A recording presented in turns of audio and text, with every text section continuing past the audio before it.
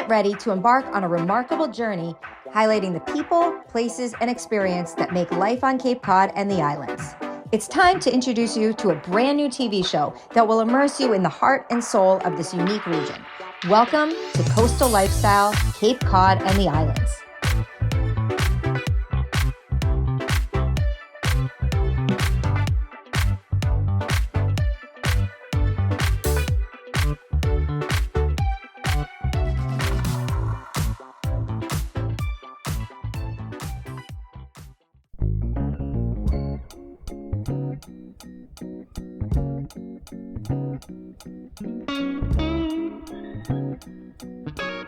I'm here with Ben and Tiffany Welsh, the dynamic husband and wife team behind BMW Builders. Thanks so much for having me. Thanks for being here. This is awesome. We're excited. I'm excited about this beautiful building.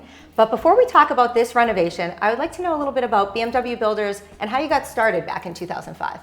I've been in the trade most of my life, so I got tired of working for other people and doing it their way. Right. And I wanted to do it my pace and right. I'm not saying that they're wrong, right. but I like to take my time and make stuff right. And it's a lot different working for a company versus being able to work for yourself. Correct. I can make my own hours. Exactly. That means more hours, actually. Yeah, I feel you on that one. And now, you started it. Did Tiffany come in? Did you come in at a certain time? How did that work? I came in about 4 years ago and we completely rebranded the company. It was BMW Construction. Okay. Now it's BMW Builders. We did a new logo, all the things, and we added the design to it. Originally it was just a build, now it's design build. So we've added a lot of new team members, all sorts of stuff. That's exciting. Yeah. Now, I know from my own experience working with my husband, everyone always asks, what's it like working with your husband? So that's going to be my question to you. What is it like working, side by side? I love it. I think it definitely comes with its challenges, right? Like anything. But showing your bald spot. He's going bald, guys. No, it's awesome because really, what better partner could you have? Because aligned, we have the same goals for our family, we have the same vision for our company. Everything we do is around the mission of restoring the past and building the future, and just making choices and going in a path that aligns with those things. And I think it's awesome. It's been fun.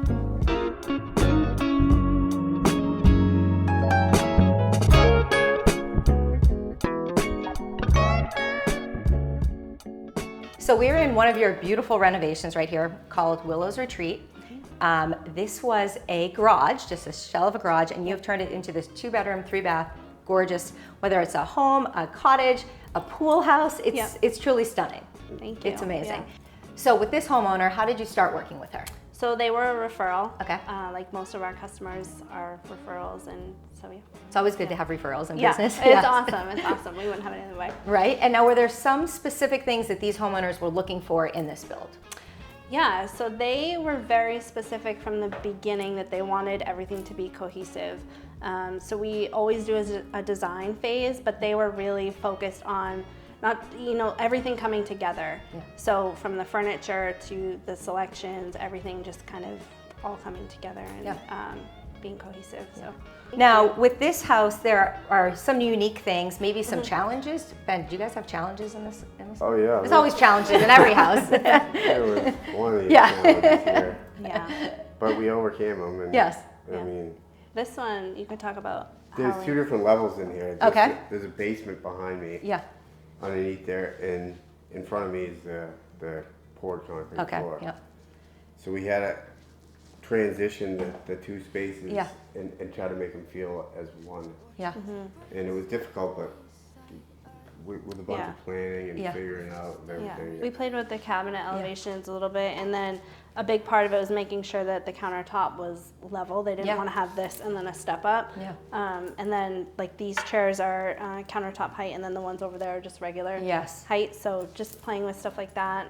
There's a hatch behind here that we had to work with, and well, it definitely looks like you overcame the challenge. I mean, you would never walk in here and know any of this behind the scenes. Yeah, and just making sure, like, you know, when you design something, you want to make sure that doors aren't going to be opening into other doors and things like that. So just, we played a lot with the layout of this kitchen and where to put the dishwasher and the fridge, and try to give them as much cabinetry and storage as we could, while still keeping in mind, you know, that you're not opening doors into here. And, Right, and exactly. Stuff like that. One of my favorite things about the house is that you've kept these older windows back here that open up to the pool. Yeah. So I'm sure that was part of the design that, you know, that she wanted in there. Yes, so it was really important in the planning stage before we really even started talking about selections, was just the vision that they had. They wanted to be able to sit out there at the bar, open the windows, and see through this space. And there's a TV over here behind us.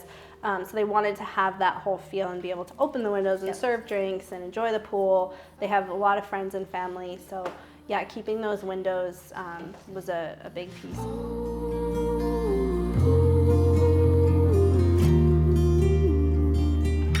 Thank you so much, Ben and Tiffany, for having me here at the Willows Retreat. I have loved seeing this beautiful renovation project. Yeah, thanks for coming. We'll see you on the next project. Take me home.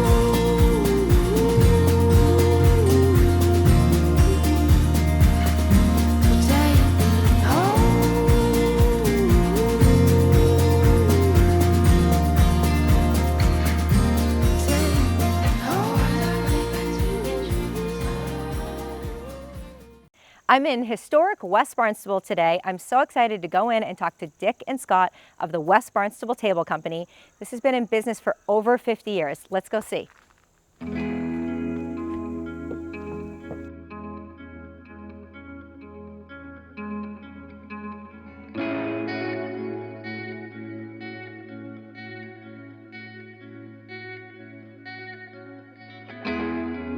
I'm here at this absolutely stunning barn, which is the home of West Barnstable Tables, and I'm here with Dick Cusalis. Thanks so much for having us today. I'm glad to be here.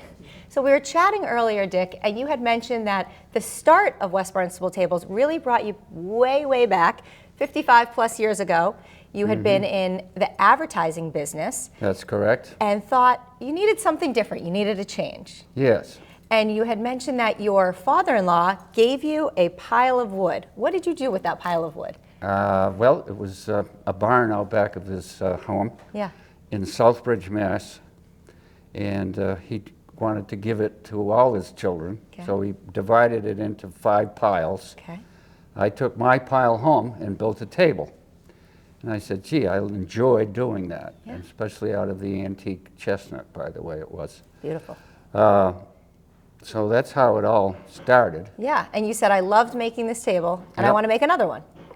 So I then notified the newspaper I was working for that I'm not going to work for you anymore. Yeah.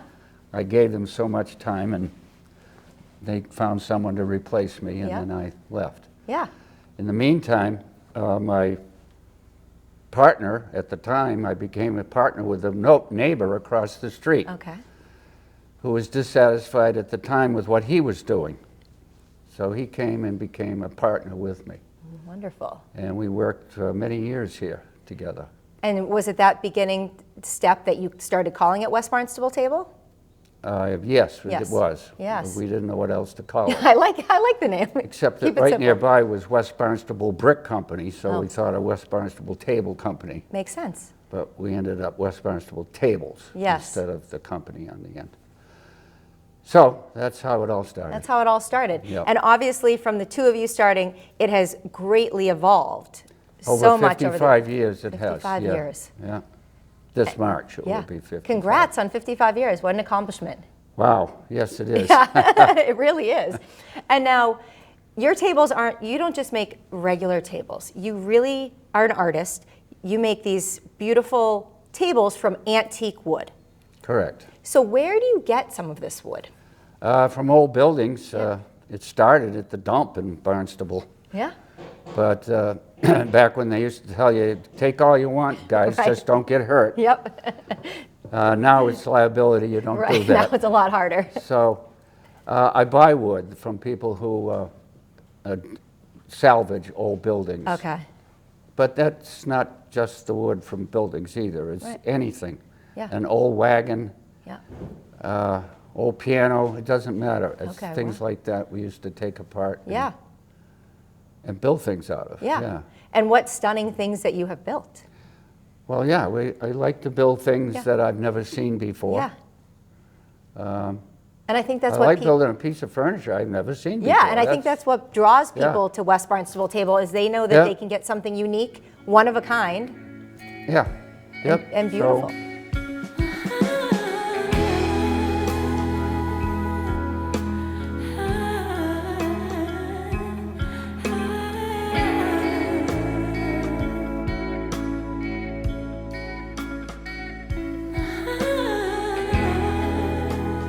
Now, can you give us a little bit, maybe explain the process of from the first step, you finding the wood, and the steps to get to the finished product table?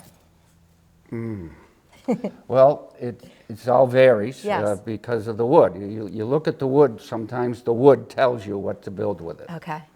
It has its limitations, Okay. whether it's size or color or what. But once you decide, you start to build, but then it can change as you're building. Right. It's you have an idea of what you want for the end product, but you're never too sure that it's going to be exactly the same you first envisioned. Right. And I think you have a lot of unique things that you put in. I saw a table with orbs in it. Yes. And there's tables that you can see, it looks like it was stairs from a house, which are very unique things. Yes, I like geometric images and a lot of painted wood with images on it gives me inspiration. Yeah. And we were talking about a table, Edward Gorey table over there. Oh, yes. Yes, he must have been an inspiration for some things. Oh, yes, he used to visit here often. Yeah. Yeah, oh, there's another whole story I don't think I'll go into, but Yeah. What would you say sets West Barnstable Tables apart from other companies? other companies, I don't know, but other production companies, we're not production. We don't build anything here, mass production. Everything is built one at a time, one of a kind. Again, and I lost all of my friends last December.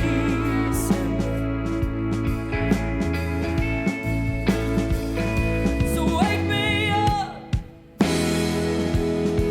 on a night.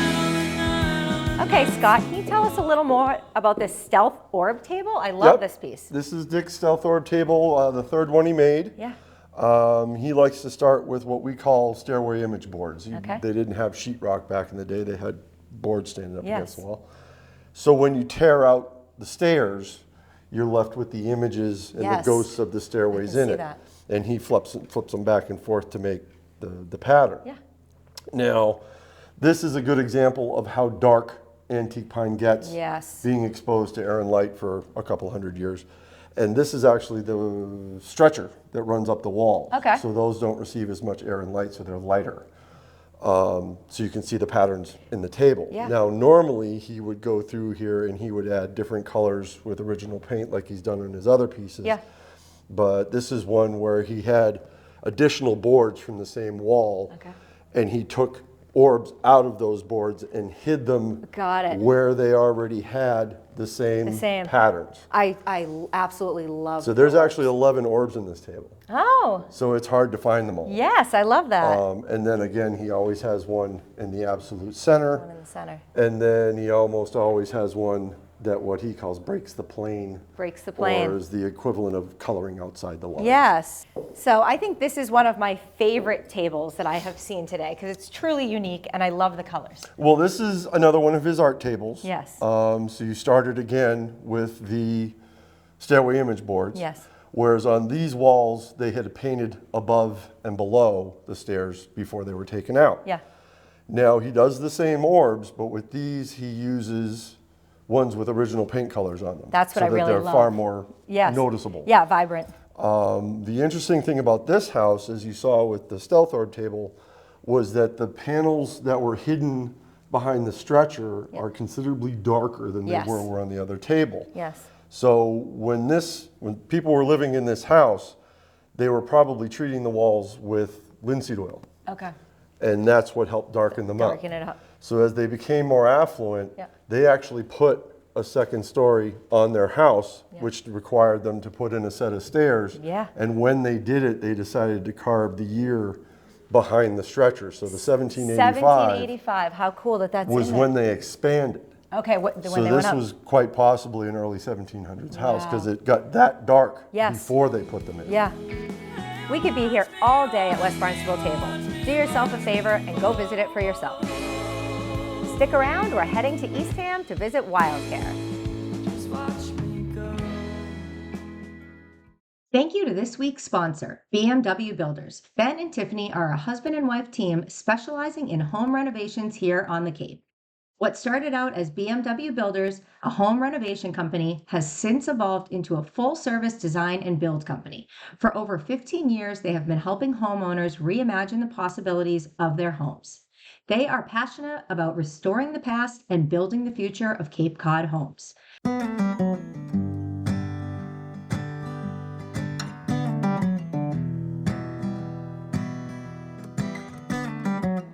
Stephanie, this has been such an amazing experience today. I have met animals that I didn't even know existed. I've seen a baby shrew be fed, and squirrels and mice, gulls. This is such an amazing place that you have here. Thank you so much for coming. Thank you for having us. Can you tell us a little bit about what Wildcare Cape Cod does and what your role is here? Sure, so I'm the executive director, and Wildcare is a nonprofit wildlife rehabilitation hospital. So we've actually been around for 31 years. Wow.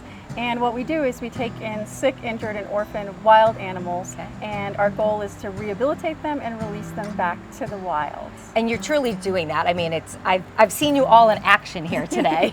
Now, can you tell us some specific animals that you help here at Wildcare?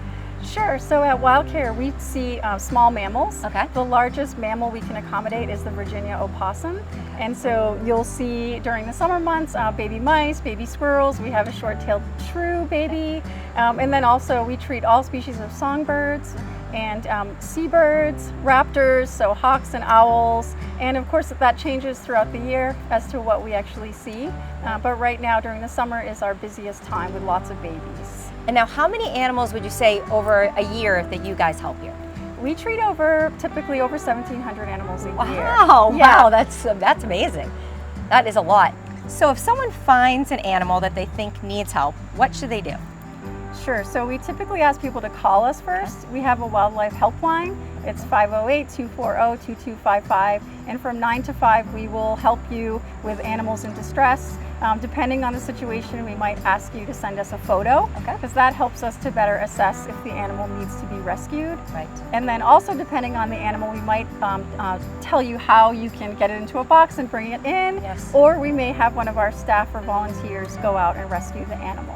So it really depends, so calling first helps a lot. Yes, calling first and then follow through with all the steps you suggest. Exactly. Now, I know in the community you have a lot of community outreach. Can you tell us a little bit about that? Sure, yes. So a big part of our mission is our outreach and education program. So we give over 40 presentations per year, and these are in schools, community centers, council on aging, churches, and the main theme is teaching people how to coexist with wildlife. Yes. As you can imagine, nearly 100% of the animals we receive are here because of human impact. Right. And usually it's indirect, but it's still human impact. So just teaching people how we can reduce our footprint on these animals is really, really important to us. And I love that you do that at all different ages. Yes, exactly. Start at the schools, but also adults need education as well. Absolutely. Yeah. Do you have any, like a memorable or some kind of story that you would like to share that's a memory in your head? Sure, yes. So we do a lot of work with osprey, the osprey chicks, and we also get eggs, osprey eggs from USDA for nests that they might have to remove from someone's property.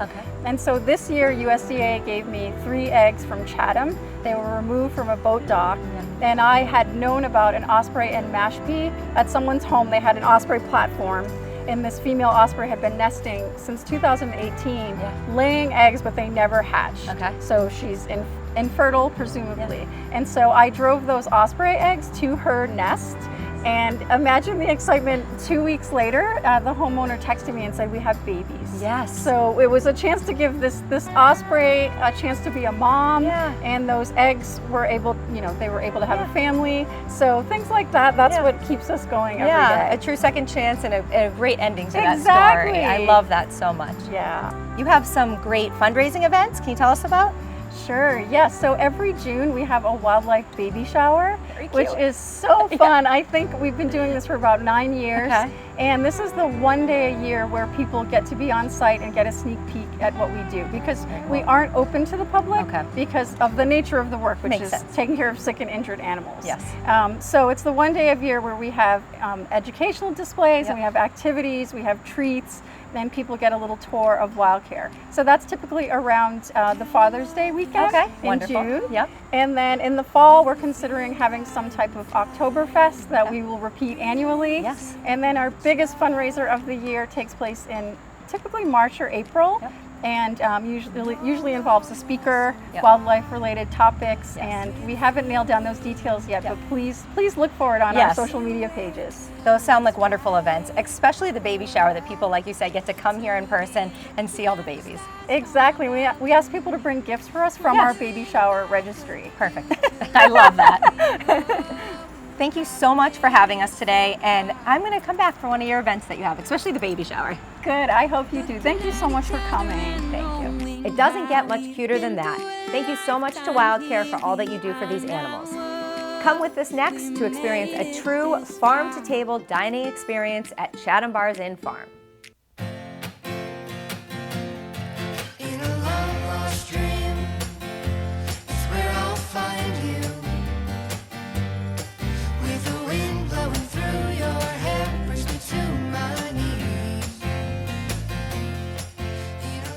I'm here with Josh Schiff, the farm manager at the Chatham Bars Inn Farm here in Brewster, Massachusetts.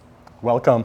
Such a beautiful farm you have here, 8 acres, absolutely stunning. Can you tell us a little bit about the history of the farm and your involvement? Absolutely. So I came here 11 years ago, used to run a farm outside of Chicago, always was really interested in working with a farm that worked directly with chefs.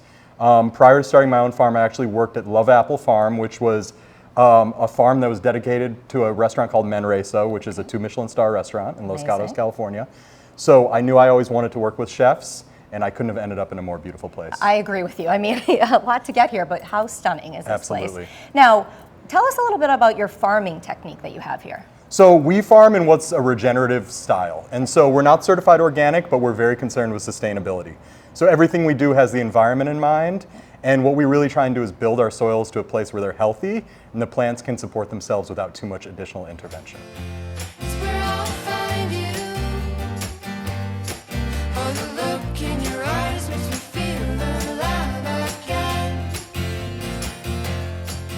I'm really excited to be here for the farm to table dinner tonight.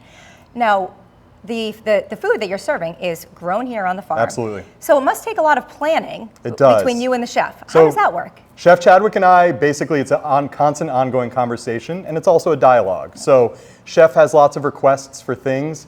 Sometimes we trial them and grow them, they don't work out. Okay. Other things we find grow amazingly on the farm, and then we really incorporate those into some menus and the dinners. And so you're really planning this months and months before we even get here. Yeah, there's a lot of work in farming that goes on in the winter, and menu planning and planning with the chefs is definitely one of those things. And you're growing for not just the farm to table dinners, but also the inn as well. Correct. So we do a really high volume production for the hotel. So on a good week, we'll deliver 3,000-4,000 pounds of tomatoes during the core of the summer. Up to 2,000 pounds of lettuce a week when we can. So tons of stuff goes over, and then we have a thriving farm stand as well. Wow, that is amazing. Yeah. Tell us a little bit about the farm stand. When is that open?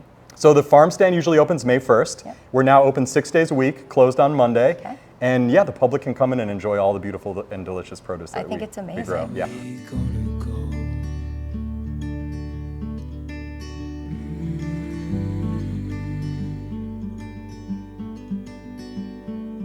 I was just calling to see if you're free to run away with me. So what do you think sets the Chatham Bars Inn Farm apart from everyone else? I think there's a couple things. One is that we work directly with the chefs and we're producing in large scale. So lots of hotels and restaurants have gardens attached to them. This is a genuine farm. Yes. We're producing on scale and producing a really substantial amount of vegetables for the hotel. So when we say farm to table, we really mean it. Yes. At this point, it's used everywhere, and it's hard to know who's telling the truth and who's not, but Right. we have definitely put our money where You our can mouths tell are. this is Yeah, true farm to exactly. table here. And this is our 11th season in operation. Every year we're refining a little bit, and also because we have the support and the backing of Chatham Bars Inn and the culinary team, we can really experiment with innovative techniques, new varieties, and do a lot of stuff that small farms who really have to focus on profit alone just can't do. Yes, yes. So, You're very lucky to have that. yeah, absolutely. Run away with me. Just run away with me. I'm here with Andrew Chadwick of the Chatham Bars Inn Executive Chef. So nice to meet you. Thank you for having me. This was such an amazing night tonight on this beautiful farm. So it's so special. I mean, there's not too many places you can say and go and see the fields and the vegetables, and it's so special from start to finish from the farm. Just the the menu creation. It's a lot of fun. And this is a true farm to table. Yeah, I mean, amazingly, Josh had started this farm, started growing here with under an acre. Yeah. I mean, we're up to over 6 acres of farming land, and we produce about 100,000 pounds of produce here a year. It's absolutely amazing. Amazing. So this is a lot different. So every Wednesday night during the summer and throughout the fall as well, you're here Correct. So, at the farm. Yes, so we do a weekly dinner, as it's beautiful and sunny and warm now. We'll move into our greenhouses, for kind of a more fall fun events in there. Yeah. We range about 150 covers at the farm per dinner, and it's usually a 4-course. Yeah. This has been amazing. And I think one of the special things is your relationship with Josh, the farm manager, and how you work together to actually create the menus. Yeah, so we'll start in February. We'll look at, kind of what we want to grow for the year, what harvest dates we have. Yep. And, as we get closer, we write the menus.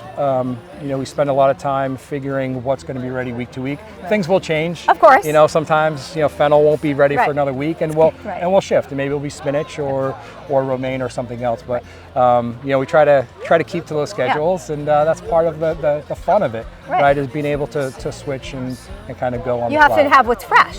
Of course, Exactly. and that's what a farm's all about. Exactly, and that's the special part about this place. And now you have a lot of different proteins on your menu this summer. Correct. What are the different kinds you have? So we usually try to run, seafood, different seafood Right. dishes, or beef. For focusing on beef, maybe it's like a Northeast Family Farms, strip loin or fillet. But we try to focus on a lot on the seafood. I mean, Cape Cod's known for it, whether it's course. lobster or crab or, swordfish like tonight. Yes. We try to focus in on those things, but really showcase with vegetables.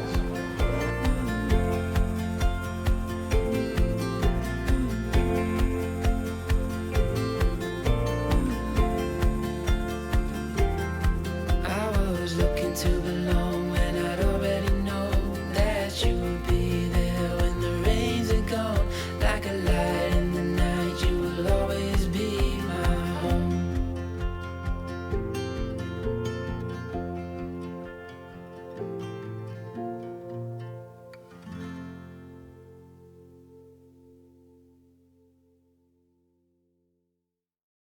Thank you so much for watching episode 2 of Coastal Lifestyle TV.